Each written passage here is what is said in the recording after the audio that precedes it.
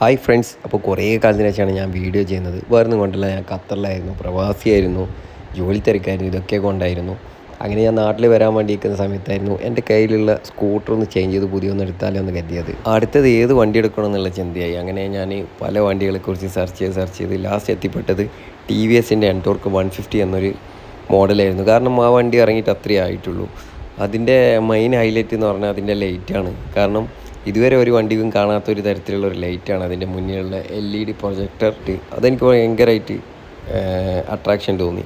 കാരണം ആ വണ്ടിയുടെ ഡിസൈന് കാര്യങ്ങൾ ഒരു സ്പോർട്ടി ലുക്ക് തന്നെ. അങ്ങനെ വണ്ടി ഞാൻ ബുക്ക് ചെയ്ത്, കാരണം ടെസ്റ്റ് ഡ്രൈവോ കാര്യങ്ങളോ ഒന്നും ഓടിച്ചിട്ടില്ല, ഞാൻ ഗൾഫിലാണ് ഉള്ളത്.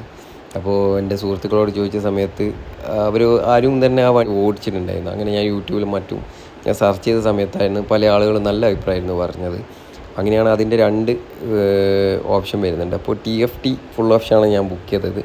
അതും റേസിംഗ് റെഡ് എന്ന് പറയുന്ന ഒരു കളറാണ് ഞാൻ ബുക്ക് ചെയ്തത്. ഒരു 6 ദിവസത്തെ കാത്തിരിപ്പിന് ശേഷം വണ്ടി ഇറങ്ങി. ഇങ്ങനെ വണ്ടി എൻ്റെ കയ്യിൽ കിട്ടി. അങ്ങനെ വണ്ടിയിൽ കയറി ഇരുന്ന സമയത്ത് എനിക്കിത് സ്കൂട്ടറാണോ അഥവാ ബൈക്കാണോ എന്നുള്ള ഒരു കൺഫ്യൂഷൻ വന്നിട്ടുണ്ടായിരുന്നു. കാരണം ഇതിൻ്റെ ആനൽ ബാറിൻ്റെ ആ ഒരു ഡിസൈന് നല്ല അടിപൊളിയാണ്.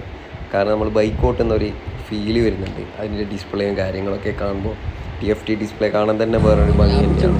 പിന്നെ അതുപോലെ തന്നെ ഇതിൻ്റെ സൗണ്ട് അതൊരു രക്ഷയില്ല. ഇത് ആക്സിഡൻറ്റ് കൊടുക്കുന്ന സമയത്ത് വണ്ടി പറക്കുന്നത് ജസ്റ്റ് ഒന്ന് കൊടുക്കുമ്പോൾ തന്നെ നമ്മളെയും കൊണ്ടൊന്ന് ഷെയ്ക്കായിട്ടാണ് വണ്ടി പോകുന്നത്. നല്ല ടോർക്കും കാര്യങ്ങളുള്ള വണ്ടിയാണ്, നല്ല അടിപൊളിയാണ് ഡ്രൈവ് ചെയ്യാനൊക്കെ. അതുപോലെ തന്നെ ഞാൻ ഇതിൻ്റെ ഫുൾ ഡീറ്റെയിൽ വീഡിയോ ഞാൻ ചെയ്യുന്നതായിരിക്കും.